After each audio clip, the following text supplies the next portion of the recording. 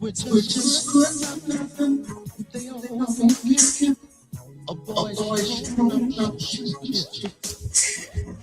Peace, everyone, and thank you so much for joining another episode of Darker Than Blue, the show where we talk about politics for the people who you just heard Brother Curtis Mayfield say are darker than blue. That's me and you, y'all.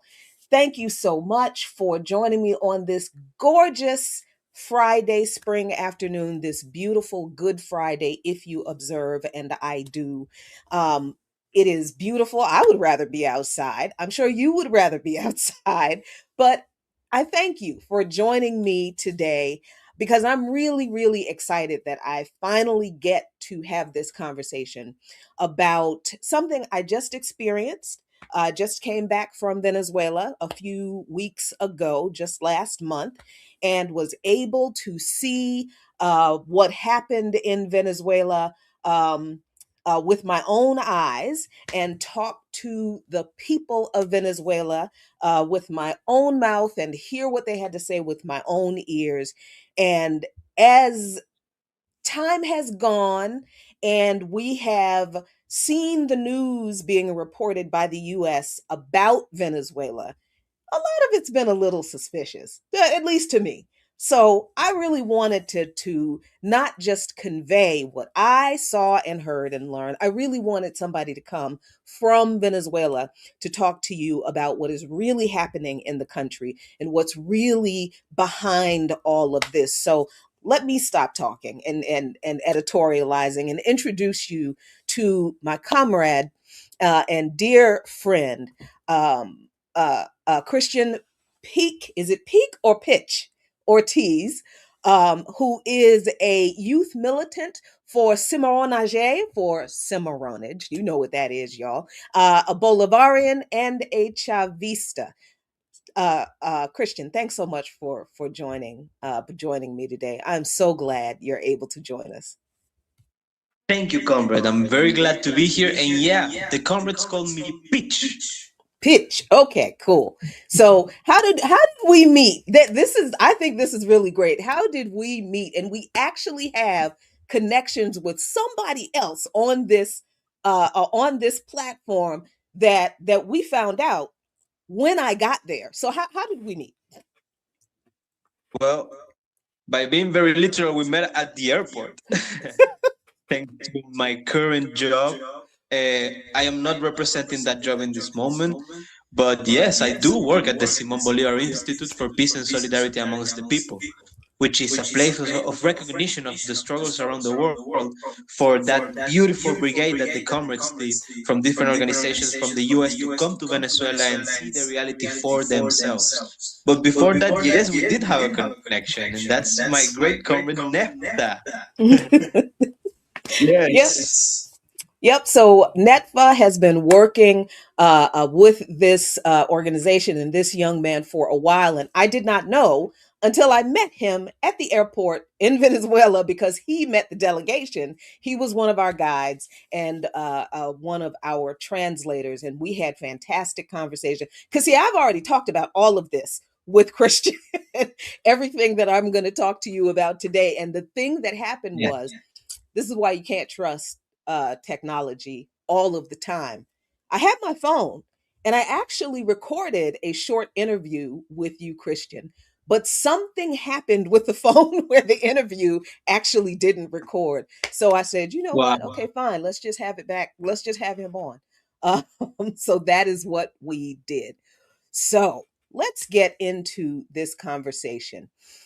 So we all know that President Maduro and first combatant and uh, National Assembly Congresswoman, because she is a Congresswoman of the National Assembly, Celia Flores, were illegally, violently, reprehensibly kidnapped from Venezuela in the pre-dawn hours of January 3rd.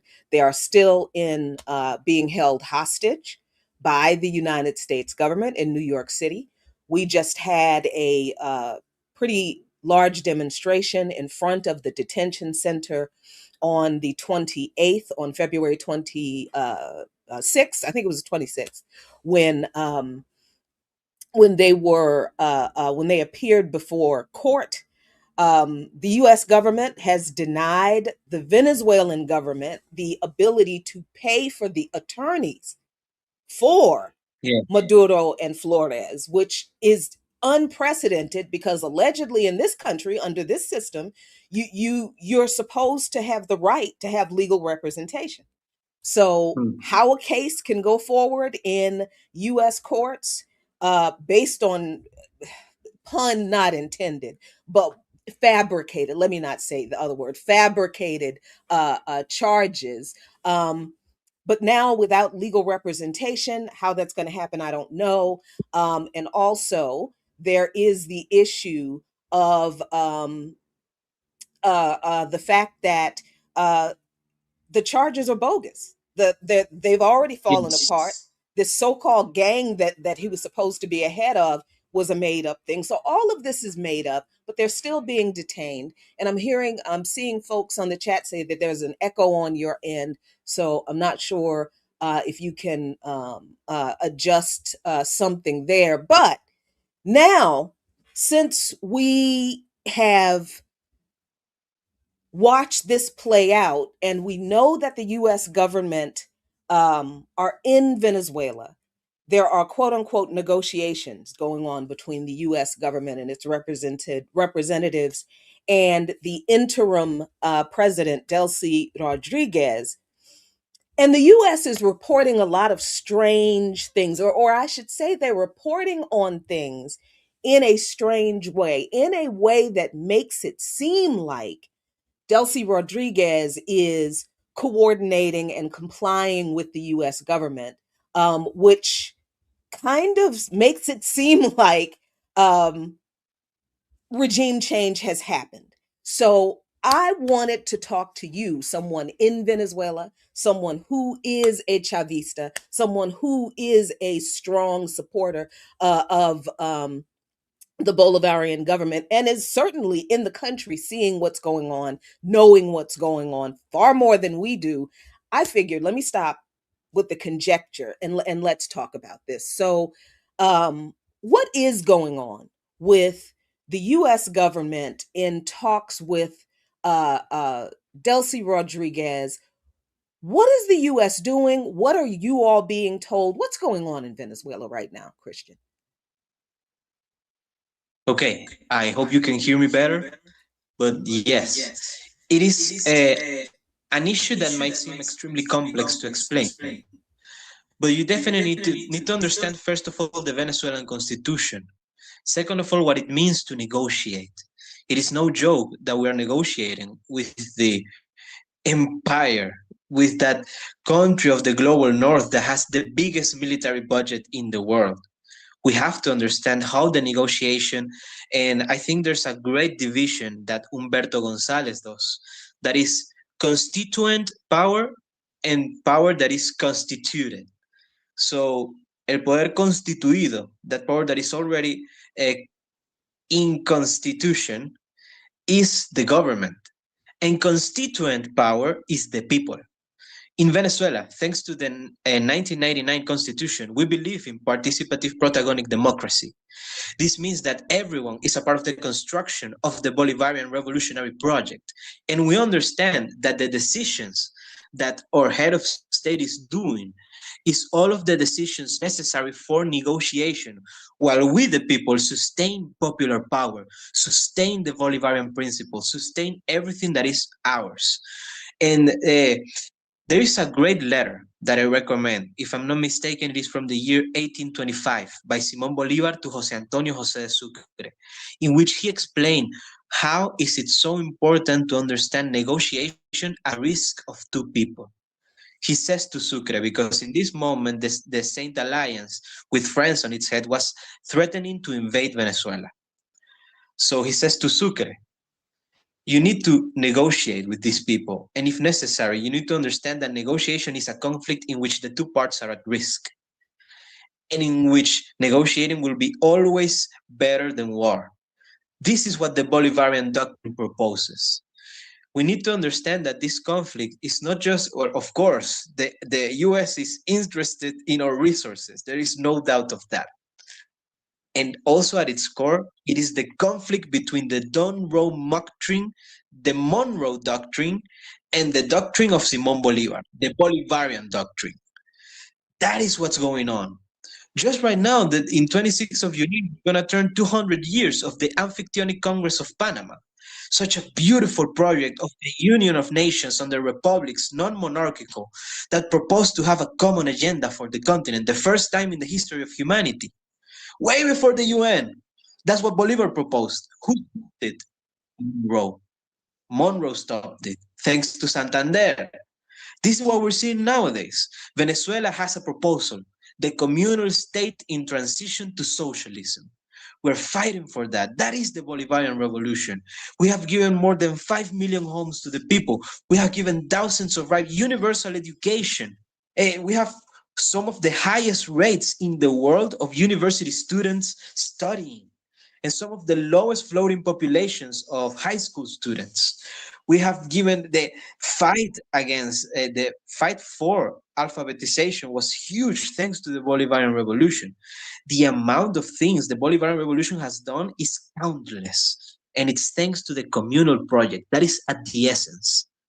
An empire, an oligarchy, more to say, because we believe deeply in the union of the US people with the people of Venezuela and the people of the Bolivarian project, because the Bolivarian project is more than Venezuela. It's much more than Venezuela. This is so important to understand. We believe in that union, but we understand that the oligarchy, the elite of the US, cannot accept this. We had been growing for more than 2 years consecutively as the highest growth rate of the entire continent. 9% of economic growth rate was going on in Venezuela. And that's when they attack. That is when they attack. And now we see their actions in Iran. It's not just by coincidence. They cannot accept that our model is working. And now we have to negotiate so that model can keep on working. And that is what we see in the streets every day. My work is still going on. The work of the people, we're all working. We're going to have many meetings in the communes. There's much more many meetings than ever before. The popular council that occurred on the 8th of March was highly successful. I can speak of the national example, but just to see from the territory, from my territory, we have 8 communes and communal circuits. And never before had I seen the amount of youth that voted. In Turwa, the Angel Marcano commune, we could have maybe in the first popular councils, they weren't as popular. My municipality is a very hard municipality for Chavismo because it is a municipality where the opposition has democratically won the mayorship for 25 years. There are mayorships of the opposition. They're very little because Venezuela supports Chavismo, but you can start understanding the propaganda that they try to sell, that it is impossible for the opposition to exist. That is not true. In Venezuela, there is an opposition, a democratic opposition that is not Maria Corina Machado's. But even then, well, yes, of course. But even then, Venezuelans, now thanks to the 3rd of January, comprehend the importance of upholding everything that we've won. That from 20 to 30 voters of the youth in Angel Marcano, we went to more than 151 voters of the youth. Just like that. One popular consult. We're more active than ever. We're more active than ever. We're holding our principles firm because people understand that the Bolivarian project is crucial to the continent. It is crucial to the future. And yeah, does that mean that we have to see changes in the decisions of our government, that we have to see some difficult stuff, but we also see very centered decisions? The change of ministries has been something very well accepted by the population because we see that these figures are, moving the pieces for the project to be upheld. New teams, new people, new decisions of more democratic. For example, the Ministry of Eco-Socialism recently changed. The Ministry of Popular Power for Socialism now holds every Wednesday a consult with all of the social movements and communes that conform part of the Ministry of Eco-Socialism. We are popularizing the projects in understanding that our main government has to negotiate to surf the wave, so to speak, in the current geopolitical situation of the world. And we're supported fully. fully because we want Nicolas Maduro and Silvio Flores to be back home. So I think I'm hearing what I think we recognize happened in Iran, but we didn't seem to understand that that may also be what is happening in Venezuela. It is that as much as the US government thought that they could come in, do a horrible, violent act, and completely take over and change things, what happened instead was maybe that act woke some complacent people up and realized, wait a minute, we have to defend this.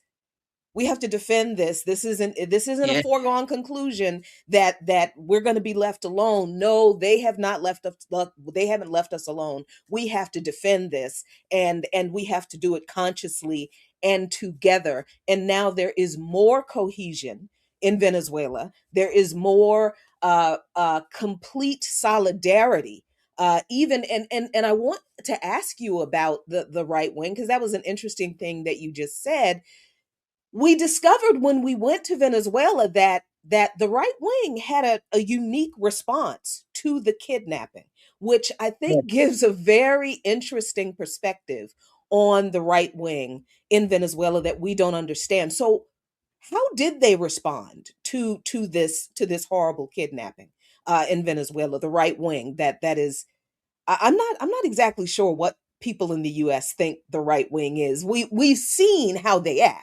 We regard them very much in the same way that we regard the right wing anti Castro Cubans in Miami. Um, so how did they respond? You Because we would think they would be excited about what happened on January 3rd, but what happened? I think actually, I'm going to keep talking from my municipality because it's such a great way to explain it. Because you see, my neighborhood got bombed just 2 streets away from me. In my house, you can see the cracks that got wider because of the bombs. 2 trees fell on top of my home because of the bombs. And this municipality that they've so believed, some of them, because the truth is that the right wing of Venezuela is a very disorganized political side of the spectrum, because truly we have gotten so many retributions and so many advancements from the Bolivarian revolution that for them to organize a true opposition, they will need to fight against the material reality that the Venezuelan people have gotten thanks to the revolution. And that is very hard doing from a right wing perspective because, capitalism does not work for the people. But for those municipalities that mine, that they have won historically, I remember, I even had some conversations with neighbors. Oh, I hope the gringos do something. Oh, I hope the Navy do something. After this happened, many of them came back to me and they were like, what are we going to do now? I cannot believe this happened. They were scared. They didn't know what to do. And now they're starting to understand. They're starting that process of dialogue. They're starting because you get your neighbors. They were 36 homes affected, 9 homes completely destroyed, just 2 streets away from me. Do you think my mayor, and I'm going to say this with any responsibility that might take, but my mayor in the municipality of Elatillo hasn't said a thing about the 3rd of January? That is the right wing that composes Venezuela, except for one thing. Now he's opening up to the dialogue because he said with dignity that they couldn't accept such invasion. The rest of his team, the people that supported the right wing, completely like it's a patriotic feeling because what happened was unprecedented, was awful, was extremely awful, and you can see it in the National Assembly. The opposition, yes, they have their political points, but there's one common point that is the defense of Venezuela's sovereignty amongst all of them. Everyone in the right wing of Venezuela, they were extremely interested in the defense of our sovereignty, and they stood their ground. They understood that this couldn't happen because taking a constitutional precedent just like that violates any form of international law. And you can see the commentaries, not only in my community, but everywhere. About the people saying, "Oh, I might not support Maduro, but this is completely wrong." That is such a general feeling of the right wing of Venezuela, even though it's been ever so more, ever so more like weakened because of the events of the January 3rd. It exists, definitely, and they're mostly patriotic people. But more and more, you can see the political change through the dialogue that is occurring because they understand that defending the Bolivarian project is so crucial. And many of them are standing with us now. That's just the reality of things. And wow, wow, wow.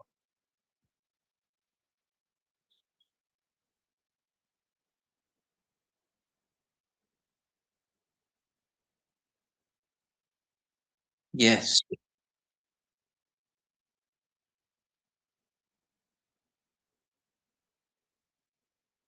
Imperialists, the arrogance of Western imperialists, thinking that bombs can solve problems, that if you want something that belongs to somebody else, all you have to do is, terrify people into submission. And Venezuela has proven that that is not the way it's going to be done. That's not going to happen there. But I think we can more easily see it in Iran than we could in Venezuela because there was no ongoing kinetic conflict. But there are some things that are going on that the U.S. has reported out that I think they've reported out in a way that obviously tries to disparage or cast suspicion onto Delcy Rodriguez. And I think that's done for a reason. But I don't want to editorialize too much because that's why I have you here talking about this. So we were told about the amnesty law that the interim government in Venezuela has agreed to this U.S. demand for this amnesty law to let what they claim were political prisoners, right wing, opposition members who had been locked up for committing crimes. Um, that this amnesty law was passed that the U.S. wanted, and the Venezuelan government capitulated and passed this amnesty law. And now all of these psychotic right wing people are going to be let out of jail to run the streets and terrorize people in Venezuela on behalf of the U.S. again. That's what we were told about the amnesty law, that this was a capitulation to the U.S. What is really happening with the amnesty law? What is it really? Who does it give amnesty to? And Mhm. is it a unique a piece of legislation that the U.S. just came up with? No, this is not the first time we've done an amnesty law in Venezuela. Not the first time. Chavez did the first one. I don't remember the exact year. It was the early 2000s. After many of the, uh, for example, many of the awful things that occurred in 2002, in the attempt, in the coup d'etat that occurred in the 11th of April, 11th, 12th, and 13th of April. You can see about that in the documentary Puente Llaguno, Keys of a Massacre.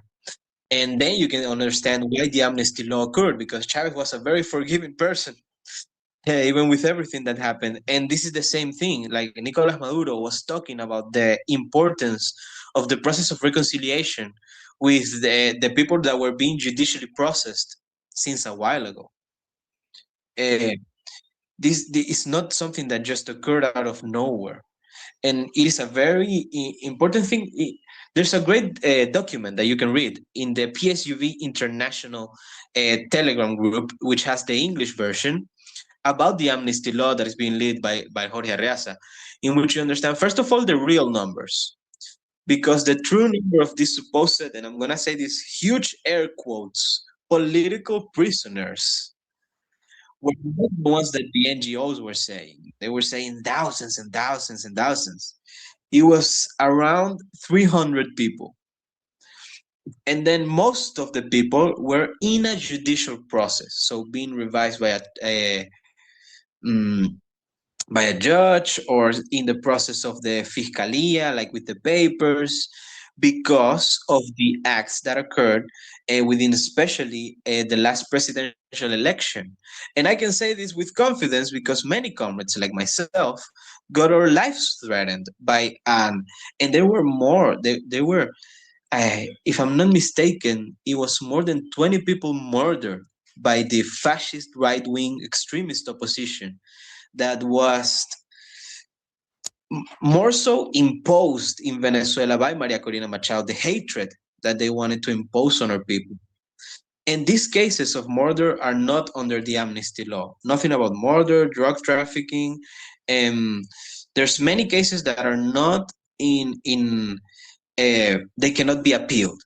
But many cases, like the people that were protesting, the people that were trying to build guarimbas, the people that were, you know, threatening people through the internet, those cases were revised. And in those revisions, it was decided which would fall under the amnesty law for a new process of dialogue under the nation.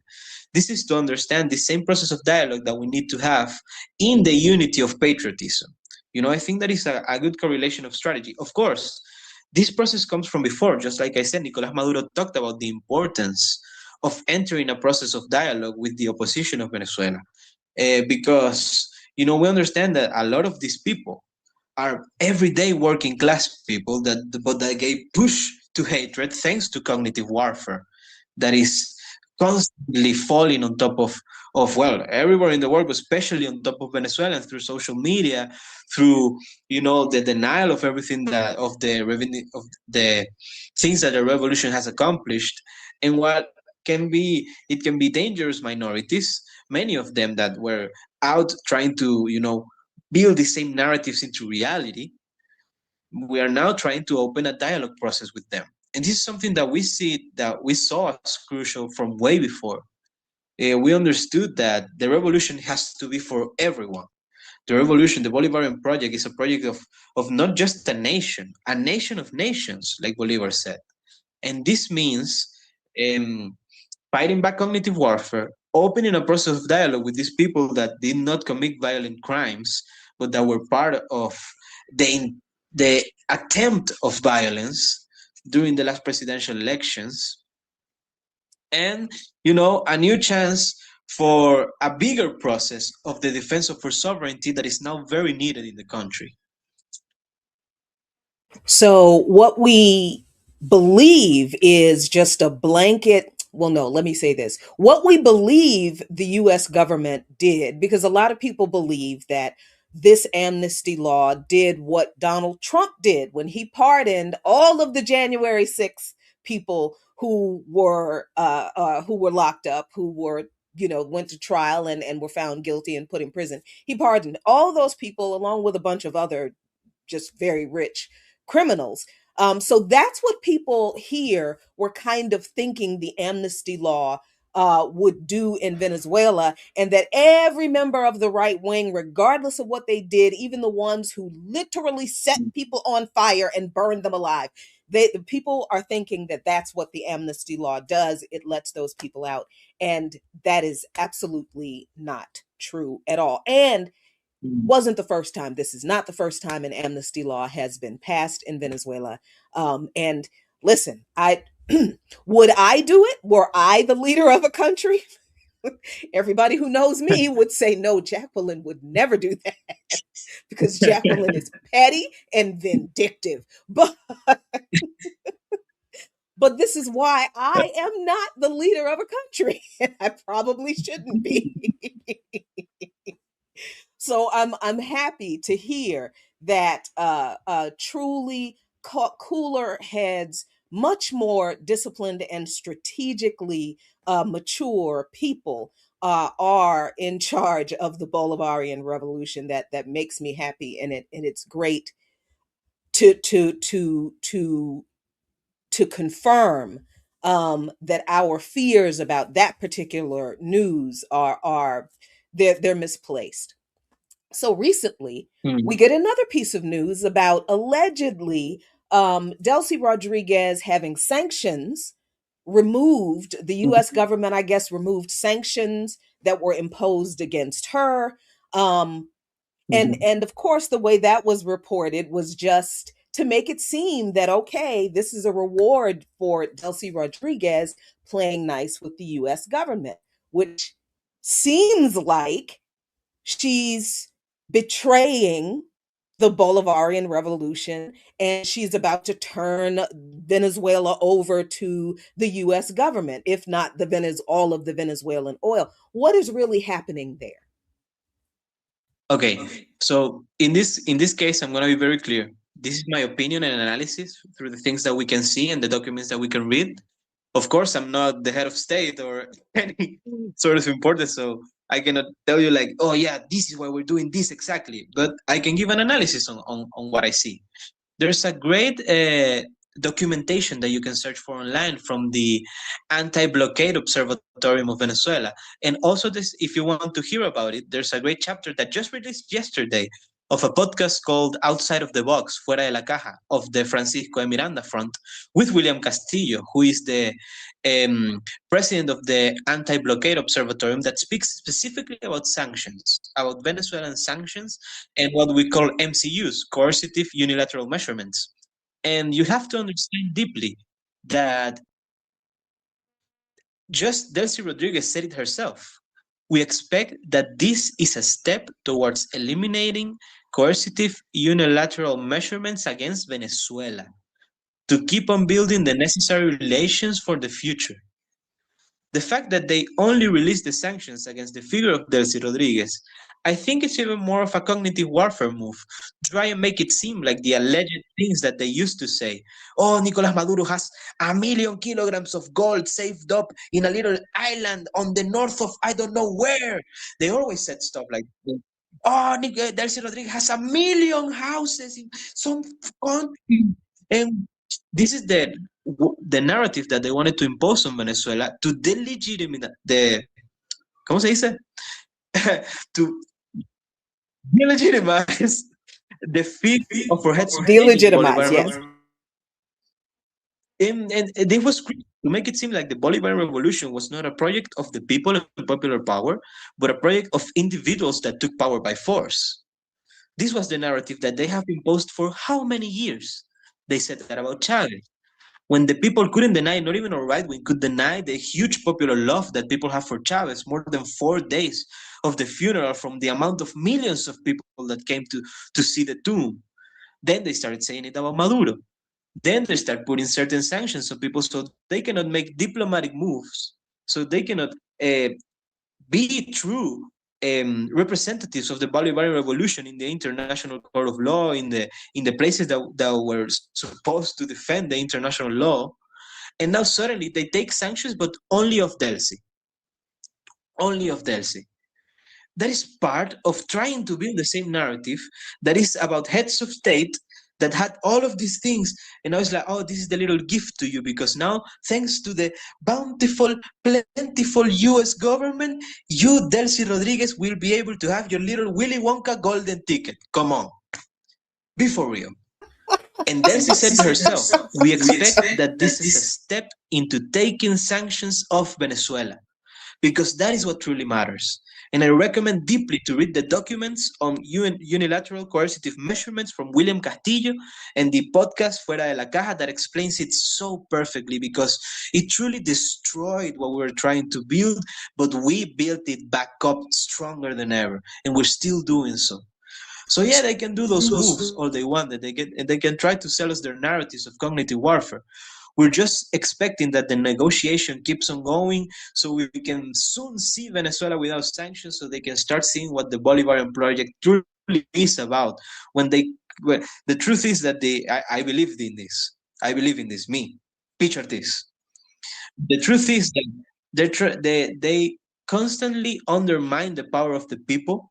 They're extremely sober, and they believe that they have us under the same hand that they have constructed through narrative. They truly believe that we are like, oh yes, bountiful Donald Trump. And they don't understand that we're extremely conscious of the huge mistake that they're doing in Iran, and that they depend on us now if they want to keep on going with their hegemony. But we're not going to let it happen, because we don't believe in that process. We believe in the Bolivarian doctrine, and they do not have that on count. So I believe in the negotiations of the Bolivarian peace diplomacy project. And there's never enough time. So we've got to wrap this up. But I want to ask you for the final word for the listeners here at WPFW, and not the final, because this is not the last time I'm going to have Christian on to talk about what's going on in Venezuela, because I want to know about communes. I want to talk more about the market for the fisher folk that we visited, and the initiative that they have. I want to talk more about the urbanisms. I want to talk more about how Venezuela, I want to talk about those 5 million houses, 5 million housing units built and provided for the people, working class and poor For people, free. for free. We got to talk about all of this, because these are the kinds of things we want. And this is what this government doesn't want us, particularly working class and poor, African, indigenous, and other people on the bottom here. This is what they do not want us to know. So, yes, I'm going to have you come back, because we need to know that a better world is possible. And it's something different when somebody who lives in that world comes and talks about that world than when I tell you that it exists. So, will you come back again to talk more about these things? Wonderful, Yes, of course. fantastic, fantastic. Me. So, I want to give you the last word. What do you want to leave for the people here listening, WPFW, Washington, D.C., not predominantly African anymore, but it's still enough of us to matter. But there are plenty of leftists, socialists, progressives who are feeling frustrated, downtrodden, afraid, don't know what to do right now in this moment under this particular regime in this country. What words of encouragement do you have for us here inside the beating heart of imperialism? Comrades, and this is something I learned thanks to you all, the people that have come here, the international comrades that have come to delegations. And it is that not only has there been a veil of untruthfulness and lies surrounding Venezuela in the international mediums, but also that something that we need to understand deeply is that the project of Bolivar is not a national project. It's not a project of one country. It is a project of the people. It is a project of humanity. It is a project of what does it mean to build a freedom life, just like Bolivar said, la suprema felicidad, supreme happiness. And when you start understanding that, first of all, Venezuela was never just a national project until 1830, after Bolivar died and was treasoned by Baez. But why do I say this? Because the things that we are seeing in the geopolitical spectrum of the world make us understand that this hemisphere is crucial to the struggle of the people all around the world. It's no longer just a global south versus global north conflict. It is completely and only a conflict of the people against oligarchy. The Bolivarian project comprehends itself within internationalism always. So whenever you see the accomplishments that Venezuela has had as a revolution, remember that it is the accomplishments we were building for the entire continent. Petrocaribe, the project that Chavez had in Haiti, the project that Chavez had in the Bronx. These are things that we understand from the Bolivarian perspective because we can no longer expect for the struggle to stop. It is time for the people of the world to rise in mass popular revolution, but that has to be done step by step together as the people. The moment we see the huge violence and the rise of violence in West Asia against Iran, against Palestine, is the moment we need to understand as the people of the US, as the people of Venezuela, as the people of this continent, that it is time to struggle. And it is time to struggle together. It is time to struggle understanding our history. And in my personal preference, the Amphictyonic Congress of Panama, the Constitution of Bolivia, and the Constitution of 1999 by Hugo Rafael Chavez Frias and the Venezuelan people that says a different model is possible. That is what I want to share. Whenever I speak of the things that have occurred in my country, I'm only speaking of the things I want to occur in the continent. Communal state in transition to socialism is possible, and we can all find different models that can conjoin, just like Bolivar said, in a confederation of nations. Or like my huge Zapatista friend would say, a world where many worlds fit in. So I hope that every word that comes out of my heart can get to your heart in understanding that this is necessary. And the last battle, the last stand of the people will be in this hemisphere. I have no doubt of it. So we must get ready for a world where humanity is possible, for a more humane humanity, like Ali Primera would say. So thank you for the opportunity. Let's keep connection, let's keep contact, and the struggle is on. Indeed, it is. Christian Ortiz, thank you so much for joining us.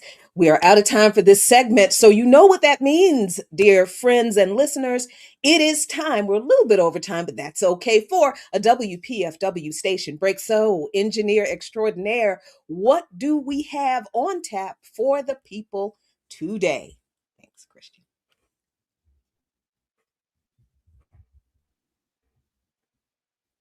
Oh, where's my engineer? Okay.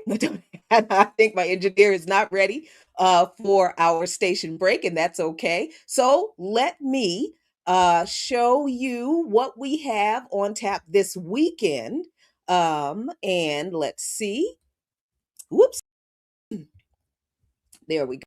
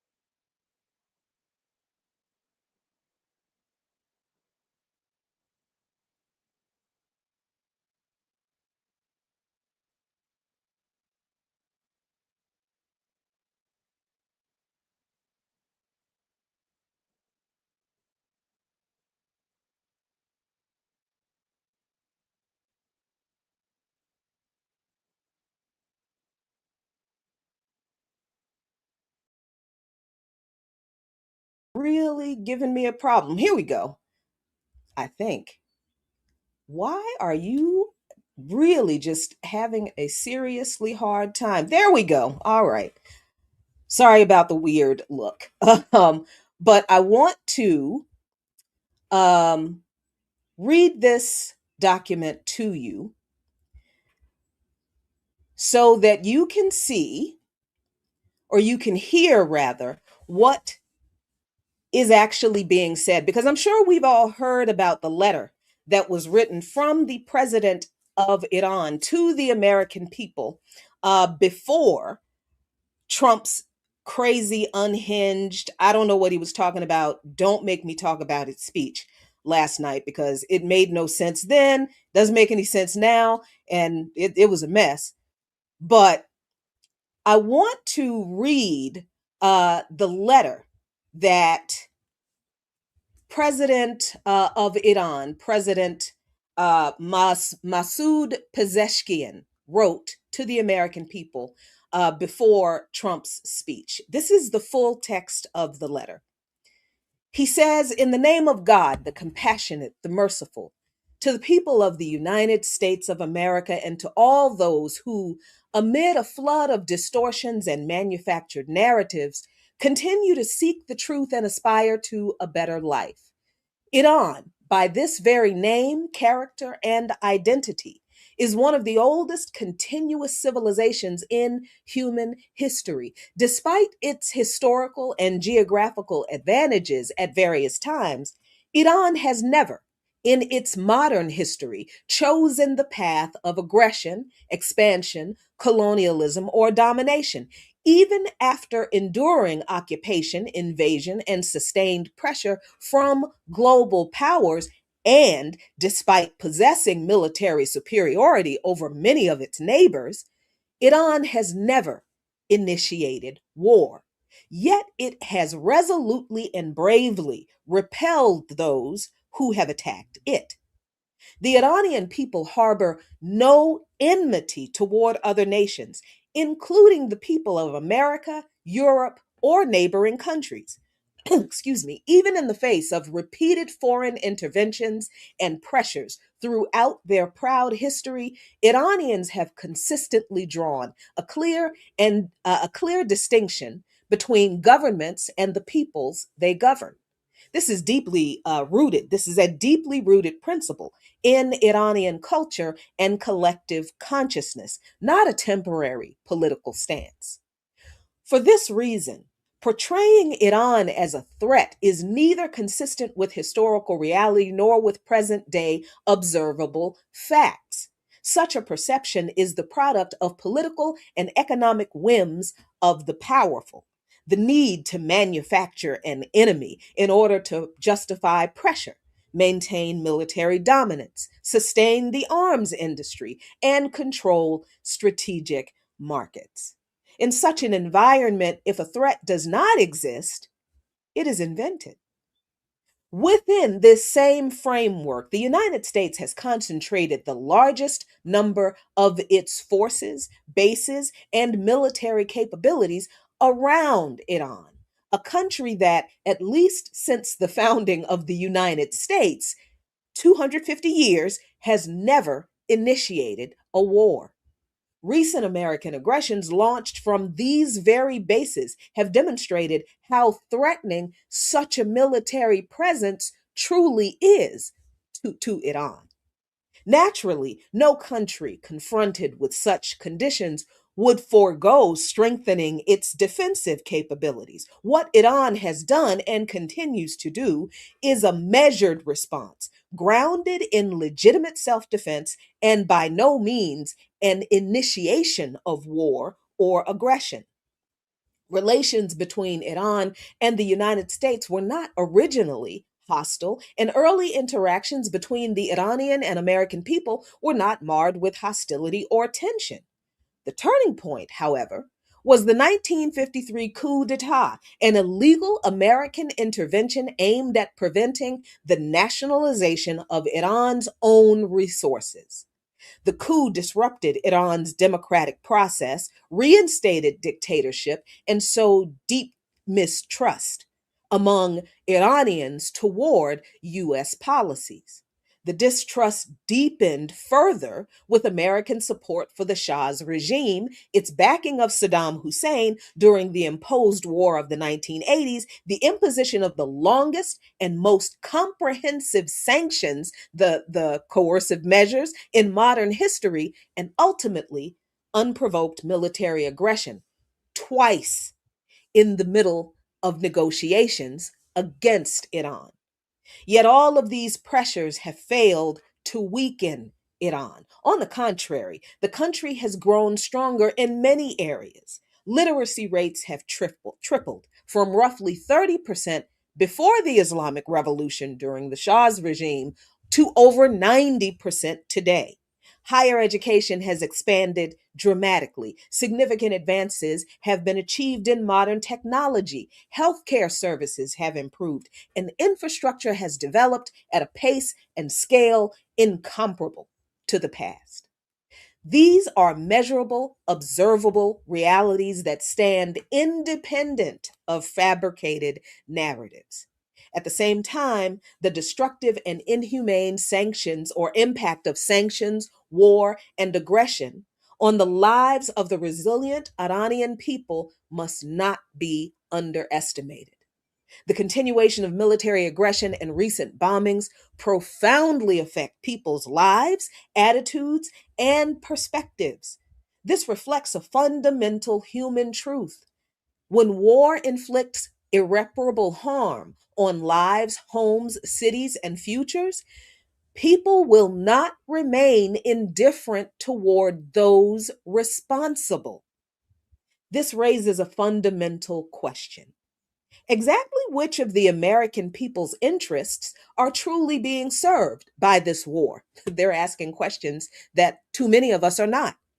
Was there any objective threat from Iran to justify such behavior? No, there was not. Does the massacre of innocent children, the destruction of cancer treatment facilities, or boasting about bombing a country back to the Stone Ages serve any purpose other than further damaging the United States' global standing? Iran pursued negotiations, reached an agreement, and fulfilled all its commitments. The decision to withdraw from that agreement, escalate toward confrontation, and launch two acts of aggression in the midst of negotiations were destructive choices made by the U.S. government. Choices that served the delusions of a foreign aggressor, Israel. Attacking Iran's vital infrastructure, including energy and industrial facilities, directly targets the Iranian people. Beyond constituting a war crime, such actions carry consequences that extend far beyond Iran's borders. They generate instability, increase human and economic costs, and perpetuate cycles of tension, planting seeds of resentment that will endure for years. This is not a demonstration of strength. It is a sign of strategic bewilderment and an inability to achieve a sustainable solution. Is it not also the case that America has entered this aggression as a proxy for Israel, influenced and manipulated by that regime? Is it not true that Israel, by manufacturing an Iranian threat, seeks to divert global attention away from its crimes towards the Palestinians? Is it not evident that Israel now aims to fight Iran to the last American soldier and the last American taxpayer dollar, shifting the burden of its delusions onto Iran, the region, and the United States itself in pursuit of illegitimate interests? Is America First truly among the priorities of the US government today?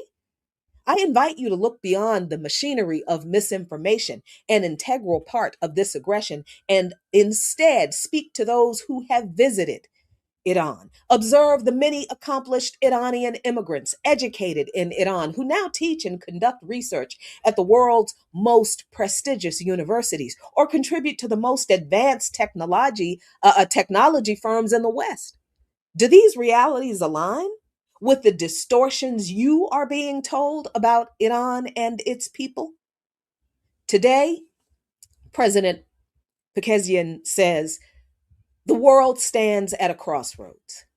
Continuing along the path of confrontation is more costly and futile than ever before. The choice between confrontation and engagement is both real and consequential. Its outcome will shape the future for generations to come. Throughout its millennia of proud history, Iran has outlasted many aggressors. All that remains of them are tarnished names in history, while Iran endures, resilient, dignified, and proud. So, I will drop the link to this letter in the chat on YouTube for you all. I invite you listening on WPFW to please go to Palestine Chronicles on the web and read that letter from the president of Iran to the American people. Answer the questions he is asking us in that letter, and ask yourself why you weren't asking these questions yourselves. Thank you so much for listening. Thank you for joining Darker Than Blue today. Blessed Good Friday and blessed Resurrection Weekend to those of you who observe. Extra and special blessings of protection to all people of all faiths or none at all in the regions affected by U.S. and Western imperialism. And as always, my friends and comrades, a luta continua, the struggle continues. But if we keep fighting for true liberation and a world of peace, Victoria Acerta, victory is certain. Until next time, stay tuned for News Views with Garland Nixon. Peace.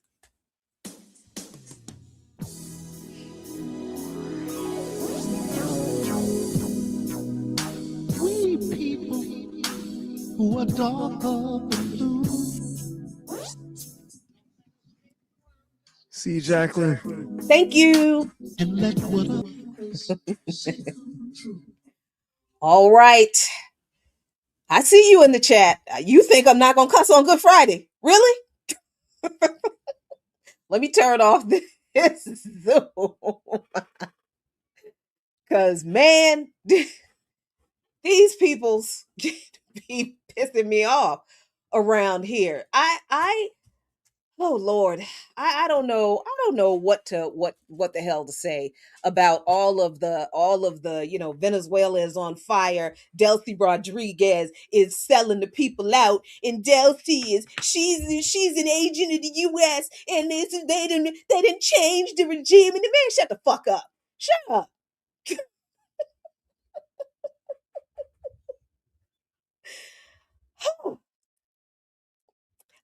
I really have just been like, can we not? And listen, it's hard for me. I am learning to be a lot more disciplined in the way I move, in the things I say. I know that there are levels of success for that. I know. You don't have to tell me. I'm a mess. But I am working on being more disciplined, and because look, I don't just represent myself anymore as much as I want to think that I do, and I am a part of something bigger than me. And that's okay. I think at first I was really nervous about that. Well, no, I know at first I was very nervous about that. Because listen, organization is a serious thing, but it's not a serious thing for everybody, and I understand that not everybody takes organization as like a life and death thing, but I do, and a lot of people who are organizers do, because look at where we are. I mean, what we are organizing against is a life and death thing, and it takes a little while for some people to really understand the gravity of the moment that we are in, and to have to understand the context of it, accurately, to understand that it is bigger than whatever they think their narrow solutions of reform are. It takes a while for people to understand. And I think that is the thing that frustrates us long-term organizers so much about things like the No Kings protest, because we are kind of realizing, okay, these folks don't really understand that this is the solutions they are presenting are not the solutions that are going to stop any of this. And it's wonderful that, they say that 8 million people were out in the streets in this country, and that's great. That's great. Because that was, I guess what was the largest pro-Palestine demonstration. That was maybe a few million people more than were out in the street. Okay, fine. That's fantastic. But if you're not connecting those 8 million, 5 million, 2 million people to other organizations, to real organizations, that connect all of the issues. Come on, bud. My dog is very polite because he asks for permission to get on his chase. I've given the dog the chase because he's on it all the time. But he asks for permission all of the time, every single time, to get on the chase. And it's the most adorable thing. So sorry, that was the little, but yes, we do have to, those people do need to be connected to real organizations so they can learn that this is not going to fix these things. This is not going to fix, you know. And I know people are very much like, hey, you radicals need to be out there in the streets and recruit these people. Let me explain something to you. I was at the first No Kings demonstration that was held on the same day as a pro-Palestine demonstration. And so I wasn't actually at the No Kings demonstration. I was at the Palestine demonstration because we had already committed to support that demonstration and participate in that demonstration. And that's what we did. So we found out that that first No Kings demonstration in DC was scheduled on the same day as the Palestine demonstration. That was violation number one. Do you understand? From a from an organizer's perspective, that's the kind of thing you don't do. I mean, we're in the middle of a genocide. There are several genocides going on, and the Palestinian Youth Movement, SJP, Students for Justice in Palestine, other organizations, Answer Coalition, PSL, and Black Alliance for Peace, and a whole bunch of other organizations consistently had pro-Palestine, anti-genocide protests that were very visible, that everybody saw, everybody knew. So there was no reason to schedule any demonstration on the same day that an anti-genocide protest was going on, but that's what they did. They scheduled the first No Kings protest on the same day that a pro-Palestine protest. At the same time. At the same time. That was a violation, as far as I am concerned. That was an enormous act of disrespect. But even before that happened, I was on one of the organizing calls for that No Kings protest because a comrade was connected with one of these groups that was involved in them and said, hey, I really think you should be on this call. I'm like, yeah, okay, cool. Get on the call. I hear these white people talking. And I live in Washington, D.C. Okay, we're not majority Black anymore, but it's enough of us still here that you should not have some white person talking to the. So I'm on this call and I'm listening to these people say these very bullshit liberal things. It's all Trump, Trump, Trump. We need to get rid of Trump, Trump, Trump. Okay, yeah, you do. But who you think gonna do it? Who's gonna do it? What, this Congress? And once Trump is gone, who do you think is going to take his place? The vice president. So what you going to do with them? And then what you going to do with Congress? Then and then what are we talking about in regard to Palestine, Congo, Sudan, Haiti? What, the things that BAP always talks about. And these white people were like, well, that's, our focus is Trump and, his policies. He's the reason we're focusing on him. And this, so I said, you know, Washington, D.C. is, I said the same thing I just said twice here. We may not be a majority Black city, but we are still a significant percentage of this population. And if you are not going to focus on the issues of international policy that are directly connected to the ways we are colonized and oppressed here, then I don't know why you think you can come into our city and tell us what we're supposed to be protesting against. That's very liberal. And the man who was running the thing was like, well, I'm not sure what you want us to say to that, but this is our platform. And that's when I was like, fuck no kings. All right, so please don't tell me what no kings is, because I know what it is not.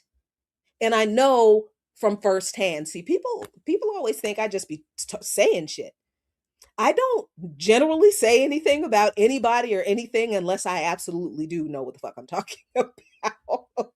And based on a lot more than just what I read in the same articles or posts or whatever social media that you did. No, I actually, yeah, I was in the meeting. And we were all there that day. And we saw those people leave that first No Kings rally because they ended their rally early. The pro-Palestine rally was on 3rd Street, kind of across the street from the Department of Labor, where I was sitting with all of the equipment and the cell phones and the electronics, watching everybody's stuff, doing security in a way. And the No Kings rally was further down Pennsylvania Avenue at what is called Freedom Plaza, which is being ripped up right now for some odd reason because Trump is psychotic. But the No Kings rally ended earlier, than the Palestine rally. And the folks from the No Kings rally walked right past that Palestine rally, walked right past almost all of those people. There was a very, very small, I watched the whole thing, a very small group of people who walked past the rally and kind of slid into the crowd. Most of the No Kings people walked right past that pro-Palestine rally during a fucking genocide. And a lot of those people had Ukrainian flags. Aside from the American flags that were all over the damn place, a lot of them people had Ukrainian flags. So they talking about hands off the FBI, because Trump was ripping up the FBI. So these people had sort of hands off the FBI, hands off what was it? NED, because he defunded the Voice of America, National Endowment for Democracy, I think it was another one of those alphabet CIA soft power agencies. Yeah, remember when Trump was like, we don't need to be doing that shit no more, and people, a bunch of progressives was like, well, that's not a bad thing. But then you had the liberals and No Kings out here in the streets talking about hands off the FBI, hands off the NED, hands off Voice of America, the propaganda, soft power, and coup engines of U.S. imperialism. That's No Kings. and then as far as like recruiting people, now listen, I'm just gonna be real honest with y'all. I'm going to be very honest with you. And I know some people aren't going to want to hear this, but I don't give a shit because we don't have time for your feelings no more. None. For a lot of these folks, if you notice, the No Kings crowds are mostly, not all, not down to a person, not every single one, but the majority of the No Kings crowds are older white folks. They are middle-aged and older white people. So there are certain people that they are not going to resonate with. I stood out there at the Department of Labor with all of our BAP signage, with clipboards, and so people could get the newsletter, and I'm talking to people as they're walking by, and these folks are walking by and they're reading our signs, and they're like, oh, what do you mean? What do you mean NATO is white supremacist? Right? And I'm having conversations with people and they are disturbed at what I am saying. And a lot of people, the vast majority of those people walked away like I had poured poop on them.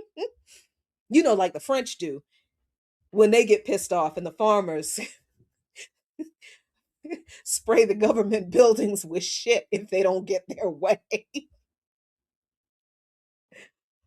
Yeah, these folks in these No Kings rallies, they are not, most of them are not interested in revolutionary ideology. They're not interested in anti-capitalism. They're not interested in socialism. They're not interested in communism. And I'm not saying that they cannot be I don't know, educated to view these things more favorably. What I am saying is that they are not going to want to have those conversations with people who look like me. That is really just the truth. A lot of these folks do not want to listen to, talk to, be taught by, be guided by Black folks or Indigenous folks or immigrants. They do not. How do I know this is true? Am I saying they are racist? Not necessarily. What I'm saying is they don't see certain people as being qualified enough to tell them something they don't know. They believe the propaganda about people like us, about Black radicals, about socialists, particularly of color.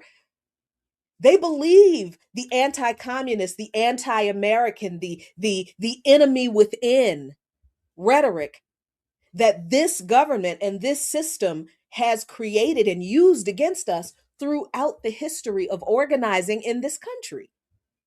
So this idea that folks like us can walk into a No Kings crowd and we can just stand there and be like, listen, Paul Robeson took the petition of Black abuse by this country to the United Nations in 1959, and we've been fighting this struggle, and you need to listen to us because we understand what this system is. This is what we tell y'all. And these people turn around and look at us like we are out of our minds, and then they turn right back around and talk about Trump must go now. And when we ask questions about, okay, I agree, Trump, because see, we are always the ones who are told we have to meet people where they are. We have to meet people where they are. So folks are always telling us wherever there's a large gathering of people, if you want to build a mass movement, you have to go there. But every fucking month, every damn month across this country, maybe not in every single state, but in every large city, there is somebody's radical revolutionary organization having some damn event that people don't go to. People talk about, oh, well, you have to go to these people. Our organizations have public events just like the ones that I announced on Darker Than Blue a little earlier. 10 people gonna show up tomorrow. 10 people, if that much. And I'm not even talking about us. It's going to be maybe 5 or 10 people outside of us. We will be outside at that metro station doing our speak out. And most people are going to do what they did, walk on by, what those people did at the DNC convention, the DNC coronation, when they walk past those pro-Palestine protesters with their fingers in their ears. That's what people do, because see, we've done this. We ain't new to this. Some of us are newer. to this, but we've done these things before. We know how people respond, and we understand that's how people are going to respond. So this is why we keep doing these things, because that is the only way you build a movement. You have to be consistent. So, no, going to these events and recruiting people is not going to build the mass movement. The mass movement being built is done in the regular, consistent activities of outreach that organizations do every other day, that is not the one day of this massive, kind of incoherent, liberal focused reform and pressure release activity, right? That's the way we see it. So there are organizations that can show up at this event and fill a room of people, full of people from that event who are curious, because some people are just more likely to listen to other people than they are to us. That, I think that's just true. And I kind of feel like I know that's true, because as a leftist, this is how white leftists have treated us. Do you understand what I'm saying? So if white leftists don't listen to us, what the fuck makes y'all think white people who are not leftists, who have largely not given a damn about what this country has done to us all this time, what makes you think they're going to listen to us now just because they're angry at Trump? Come on, y'all. Now, I'm not saying that there's no utility for these protests. Yeah, I think it's good that people are coming out of their houses, getting up off their asses and doing something. Okay? If people, yeah, okay, great. However, if the thing that people are out in the streets to do is to ensure that the Democrats win in the midterms, and they think that that is what is going to stop Trump's agenda, we've got to call that silliness out. And we don't call it out to shame people. We call it out to explain why it is not going to change anything in this country. And in that conversation, this is where we explain to people, either you are mobilizing and activating for reform so that nothing changes except for this one person who is making you uncomfortable, or you're mobilizing and activating for change, to change the entire system so that those who currently have power and are using it to exploit not just us, but the entire world. Either you want to change that, you want to change the power dynamic in this system, you want the system to be not controlled by the rich and the powerful, the ruling class, but by the workers and the people. Either you want change so that the people have power, or either you want reform so that the ruling class continues to have power. They're just a little bit nicer to you about the way they exploit you. That's the choice that people are faced with in regard to these No Kings protests, and what they are intending to do with those people attending, and what revolutionary organizing is intending to do. I can't tell people what they should want. Well, I do tell people what they should want, but I can't make you choose. I can't, because if I could make you choose, we would have been communist a long time ago. And please understand that communism and socialism are projects. There's no such thing. They are processes. There's no such thing as a perfectly communist country. There's no such thing as a purely social. It doesn't. No. They are projects and processes, and you're always working toward a greater expression of those processes. But do I think that everybody should want? Of course. Of course, everybody should want their government to ensure that their human rights, their basic human needs are met: housing, healthcare, quality education, a clean environment, a job that pays a decent wage, and a safe workplace where you are respected and you have enough leisure time to pursue the things that make you as a human being happy and whole. Everybody not only should want that, everybody deserves that. And the only way we get that, though, the only way everybody gets that is through socialism.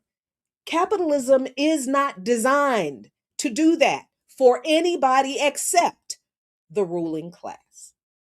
So that's the change. That's what we have to decide between. Do we want to go the no kings route and continue to let the ruling class have their rights? Because it's not their rights. They're filthy, stinking rich.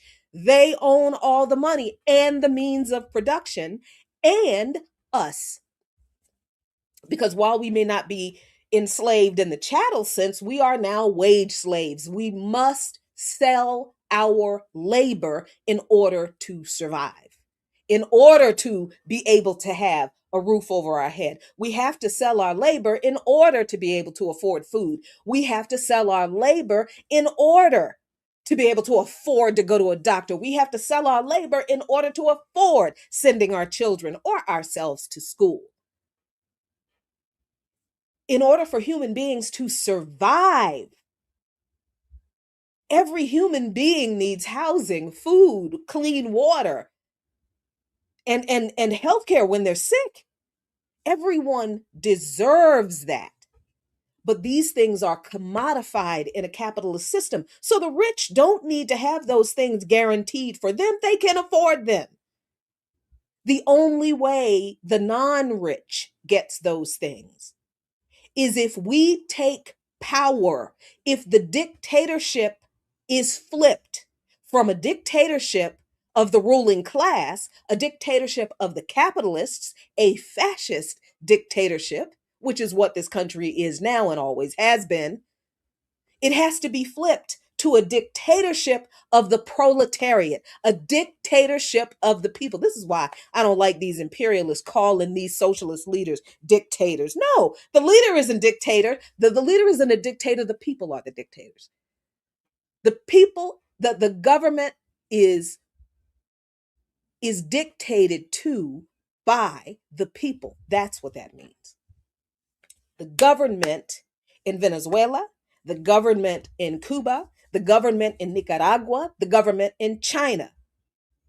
At one point, the government in Guinea-Bissau. At one point, the government in Mali. At one point, the government in Ghana. At one point, do you understand? At one point, these socialists, the government in Panama, the government in oh gosh, Grenada. At one point, these governments were all socialist, and the governments responded to the needs and the demands of the people. That's a dictatorship of the proletariat, when the people's needs are the primary focus of the government and its policies. That is the first priority for a government that is the dictatorship of the proletariat. So no, the individual leader, Nicolas Maduro and Hugo Chavez, were not and are not dictators. The people of Venezuela dictate to the government what they need, and the government responds by giving the people what they need. The same thing in Cuba, the same thing in China, the same. So this is what this government does not want us to know is even possible. Because when we look at just the demographics, just the population size of these countries, there are 330 something plus million people in this country. These other countries have a lot less people in them. Can you imagine what would happen if 330 million people all had access to what you just watched? This interview with this young brother from Venezuela? Would you can you imagine? Now most of those people would look at it and listen to what he has to say and would obviously dismiss him as, he's just telling lies. He's just, yeah, we know that. But can you imagine if 10% of the population of this country understood the true nature of the governments and the societies and the people in the countries that this government, under every administration, because what did President Pezeshkian say in his letter to the American people? Iran has been subjected to the longest sanctions regime that the US has imposed on anyone. Sanctions are an act of war. Sanctions are really, the actual term is coercive measures, coercive economic measures. Coercive. That's the key word. They're not some nice diplomatic tool. This is the way the US explains it. Sanctions are just a diplomatic tool to bring what do they call them? Governments that aren't doing business with the U.S. the way we want, to bring them back in line. No, no, they're not. Sanctions are an act of war. They're economic warfare designed to punish the people in the country to the point that the people rise up and blame their government for the sanctions that the U.S. is imposing on the country. That's what sanctions are designed to do. And Iran has been sanctioned by the U.S. for longer than I think any other country. So every administration of this government has been waging war on Iran all this time. So please don't tell me this is all about Trump. Yes, he's dropping bombs now. Yes, he and Israel, and it's horrible. But the warfare against Iran has been going on for decades. And there has not been a Democratic president who has not continued that economic and ideological and political warfare against that country. So Trump is merely escalating the war that has been waged against Iran with the intention of changing the regime since the Iranian Revolution, quite honestly. The United States government has punished Iran for overturning their fascist, authoritarian, militaristic US puppet in the Shah, who created a CIA modeled unit, the Savak, that disappeared tens of thousands of dissidents against the Shah regime. So when people today tell that say that bullshit about, oh well, the Iranian government killed 20, 30,000 of their people in the protest, ask them, are you talking about the Shah when his regime disappeared? About that many people who were opposed to his dictatorship? Because certainly you're not talking about the Mossad protests that just happened, that started this mess right now. Certainly you're not. So I think we have to be clear about what organizing is, what protest is, the limits, and the purpose of both, who we are organizing with, who is behind these protests. This is the same kind of issue. This is the same kind of issue that we tried to talk about, that we tried to tell people about with the Rage Against the War Machine rally. You have to know who's behind these protests. Yeah, you do, because who is behind the protest determines what the purpose of the protest is.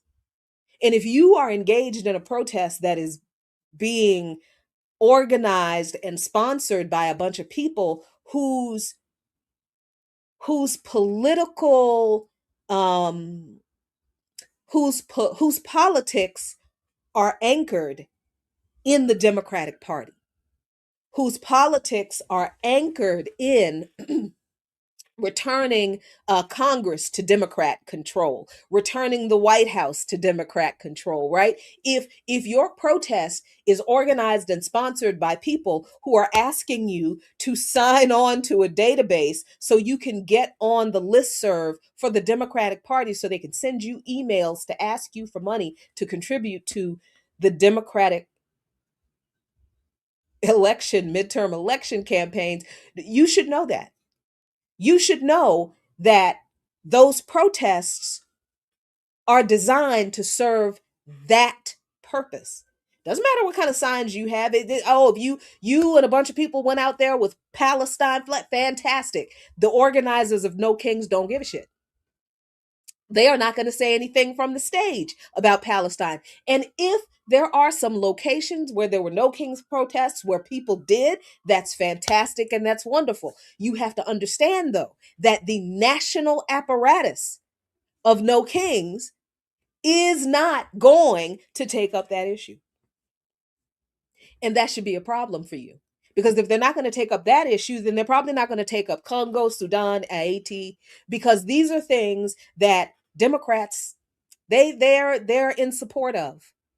The repression, the violence, the exploitation, the warmongering, the genocide.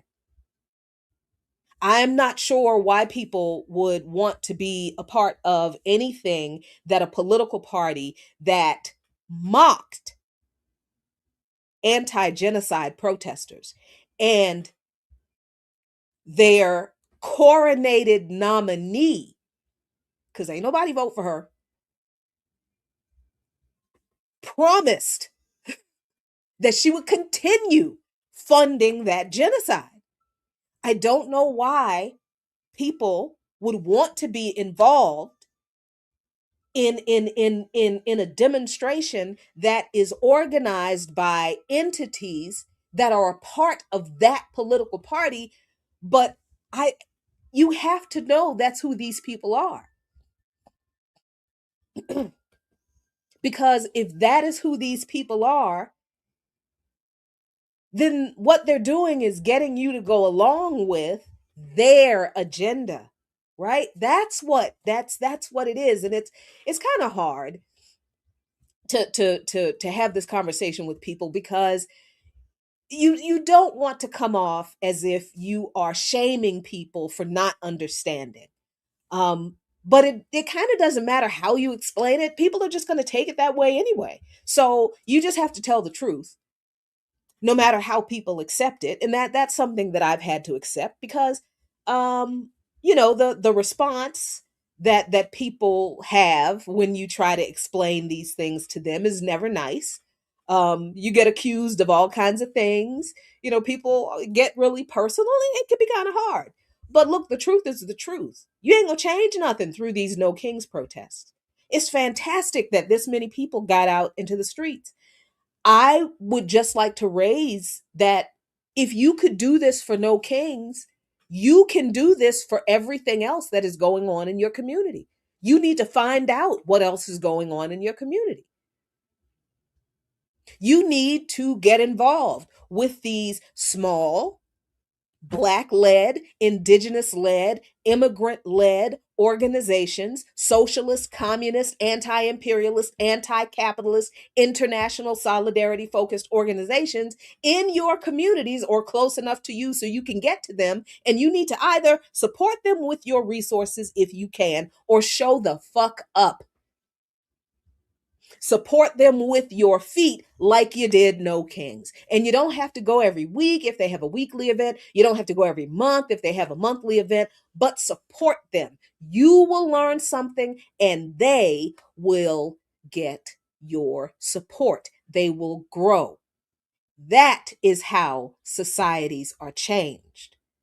And then those organizations get together and they build coalitions. and they start to work together, and they start to find the things, the ways that they are united, the things that they have in common with each other, even if they don't agree on every single thing, right? Because every issue is not the same in every location, and that's okay. But you get together on the issues that you agree with. If people, if one organization is like, well, we're not really anti-capitalist, get away from them. Mm-mm. The baseline has to be anti-capitalist and anti-imperialist. You can't just be anti-war for me. Mm-mm. You have to be anti-imperialist. And if you're not anti-imperialist when you show up, y'all in the organization better make sure that people are anti-imperialist by the time you finish teaching them what it is. Do you understand what I'm saying? I hope you do. This is how we build a mass movement.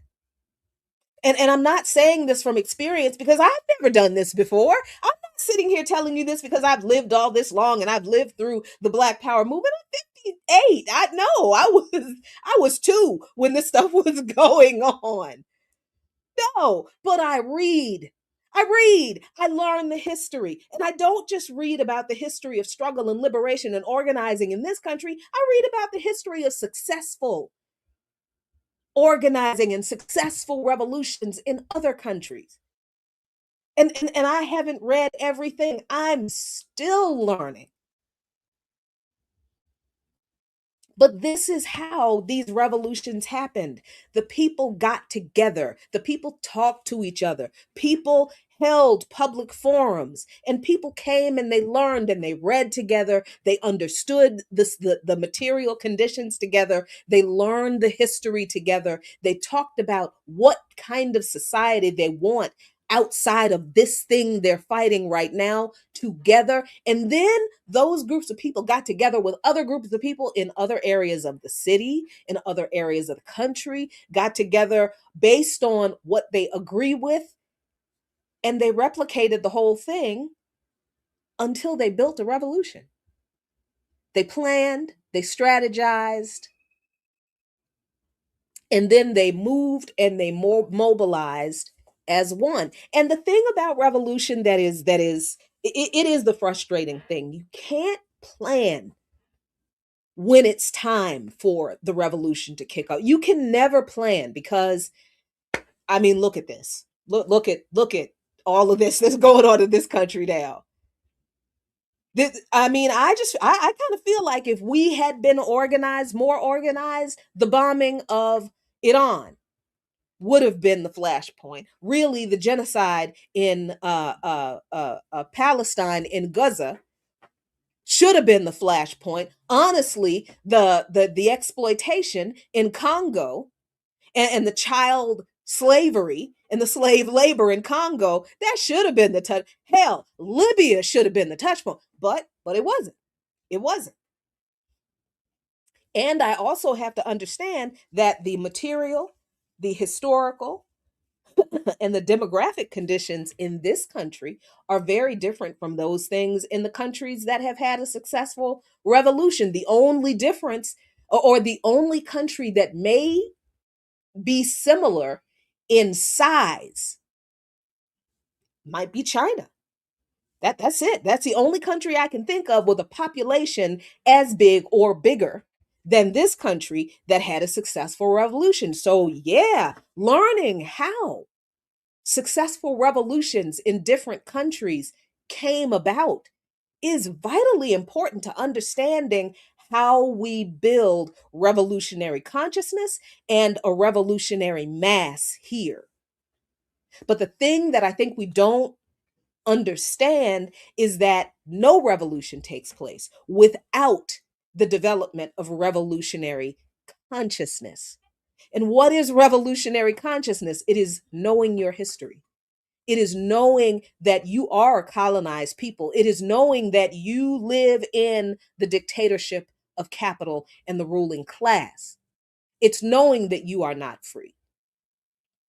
And it is knowing that there is freedom elsewhere. There are models that we can follow and understanding that we have to learn how to be revolutionaries in order to get free. So, yes, there's a lot of reading, there is a lot of study, there is a lot of understanding and talking things out and asking questions and answering questions that has to be done. And now we are at the point where all of this has to be done at the same time that we are mobilizing and agitating. That has always been true, but there's more mobilization and agitation now than before, obviously, because of where we are. So we don't like to, at least me as an organizer, I don't like to focus so much on um all the time we wasted, right? And it's really interesting. I think I have that attitude because I mean the Black Alliance for Peace is 9 years old, y'all. We are literally 9 years old tomorrow. We have only been around for 9 years. There are organizations out here that have been around for 20.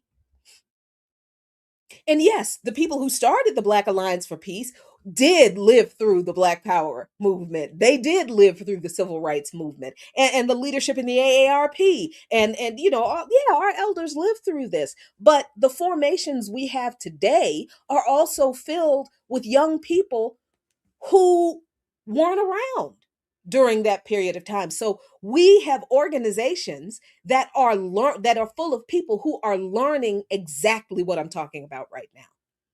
So here we are learning to be organizers, and we have to be very careful in thinking that just because now we've got it, we're the ones that are going to bring the system down. Don't be crazy. Don't be nuts, man. As bad as BAP is, y'all, as bad as BAP is, I know my organization is bad. I know we are. We're not we're not empire destroying bad. Not after 9 years of existence, and maybe 5 years of solidified structure, right? And that's not a bad thing because every organization goes through a period of development, just like every country does, just like every person does. You're not the same person today that you were 5 years ago. I hope to God you're not. I hope you learned some things and are a better person, right? Organization is the same way.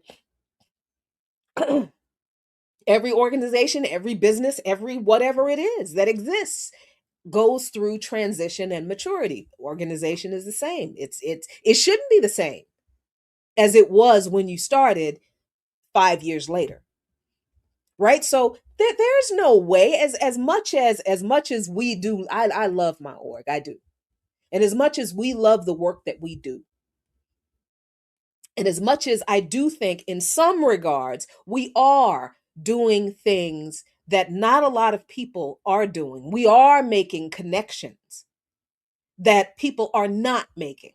We know that. And we are proud of that because that was our intent.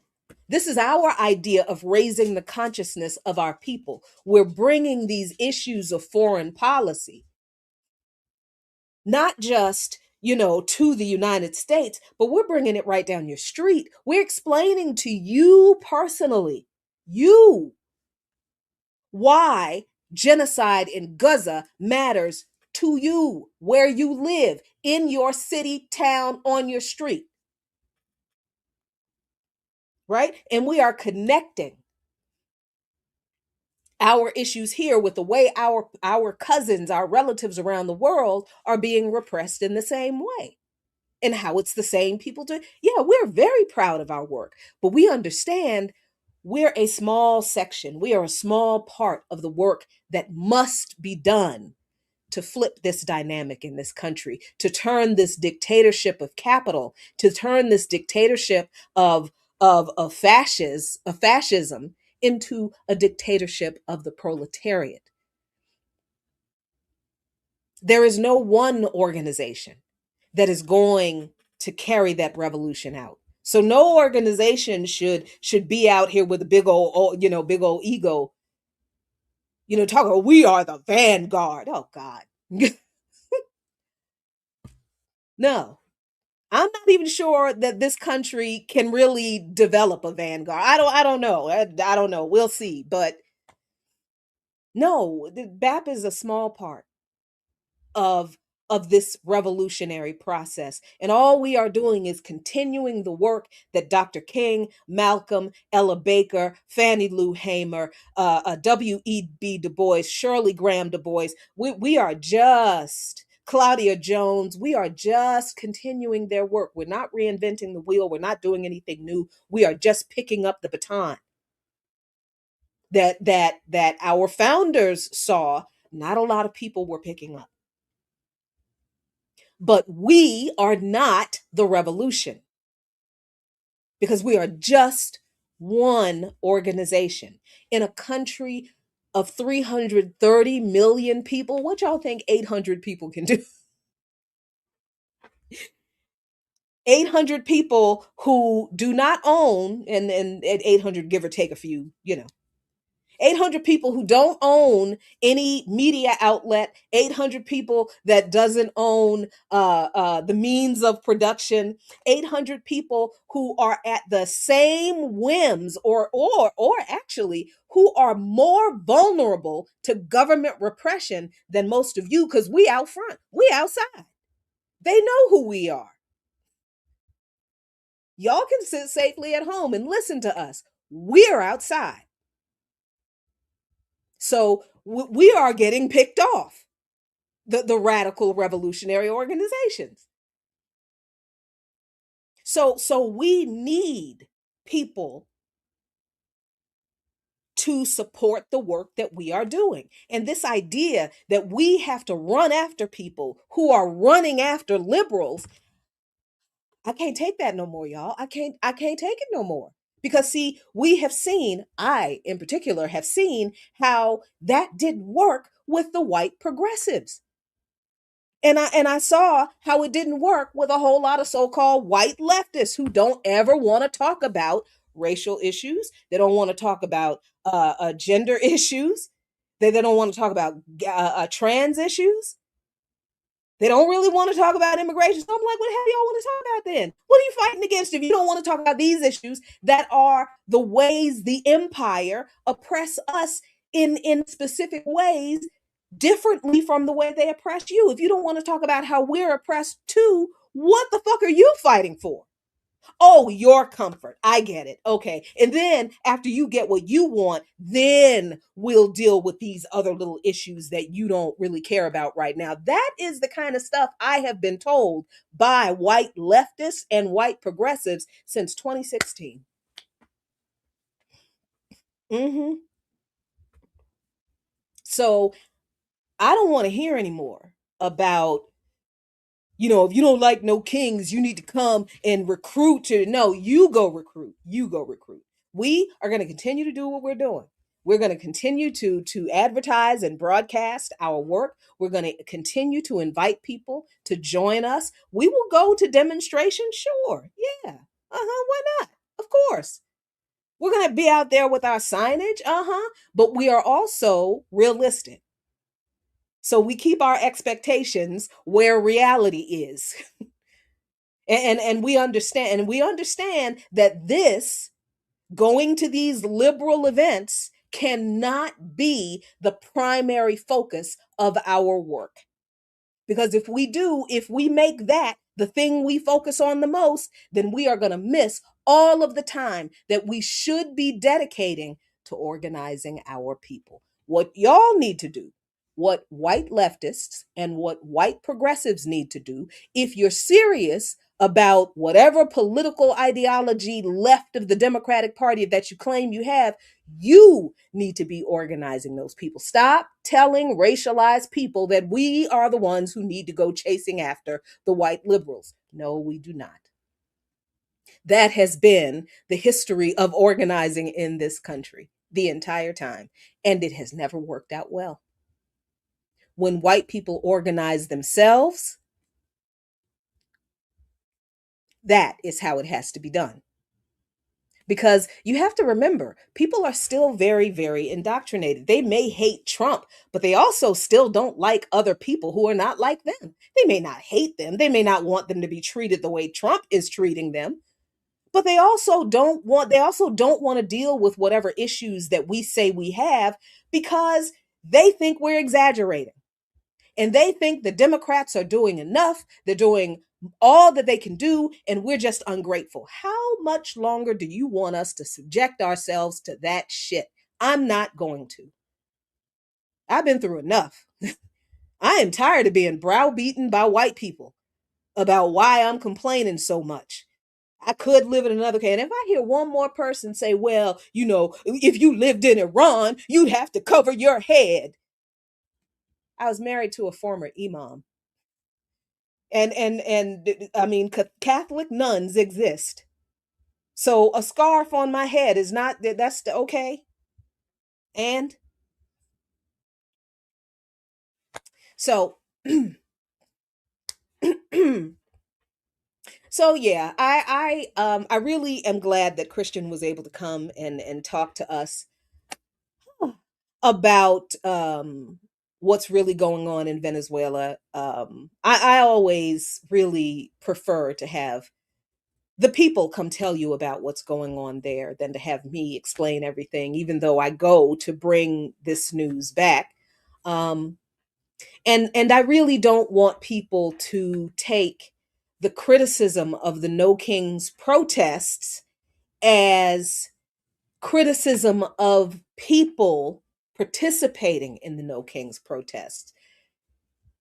I understand that people are deeply indoctrinated, very confused, and they think capitalism is great.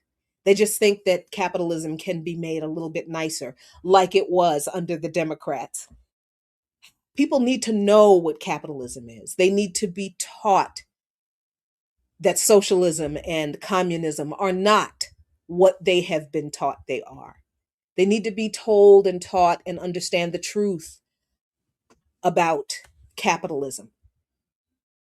And they're not going to learn that from the people organizing No Kings protests, because the people organizing No Kings don't want capitalism to be destroyed. They don't want this system to be changed in this country. They want this system back under their control, not yours. All right, so I think I should leave it there. Thank y'all very, very much. I appreciate y'all hanging out. Sorry about the weird graphics.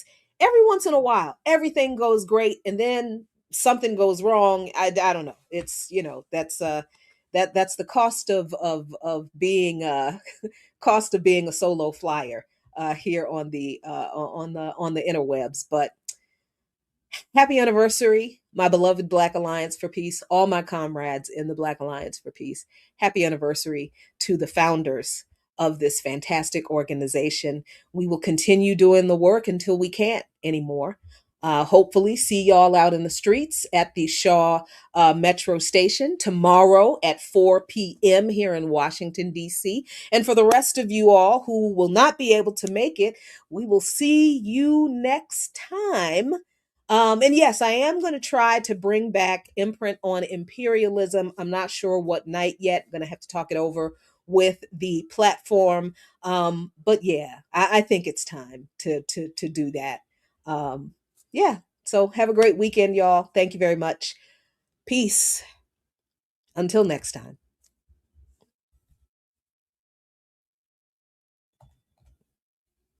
Eh.